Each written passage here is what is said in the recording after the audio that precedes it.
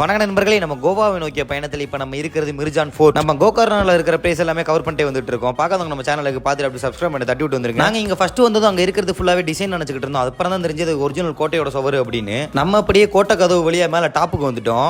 இப்போ நான் தான்டா ஊரோட டாப்ல இருக்கிறேன். மேலே வந்து பார்த்தது எங்களுக்கே ஒரு நிமிஷம் டவுட் ஆயிருச்சு, நம்ம கோட்டைக்கு மேலே தான் இருக்கோமா அப்படின்னு. ஏன்னா அவ்வளோ பெருசாக இருந்துச்சு நண்பர்களை பார்க்கறதுக்கு. இந்த கோட்டையை 16வது நூற்றாண்டுல சென்னா பைரவ தேவி அப்படின்னு ஒரு ராணி கட்டியிருக்காங்க. நாங்கள் எதுக்கு இந்த கதவுக்குள்ள போகணும்னு நீங்களே பாருங்க. அதாவது அது எதுக்கு அப்படின்னு இங்கே தண்ணி கொட்டி கிடக்குது, அதுக்காக வர்றதுக்காக இப்படி சுற்றி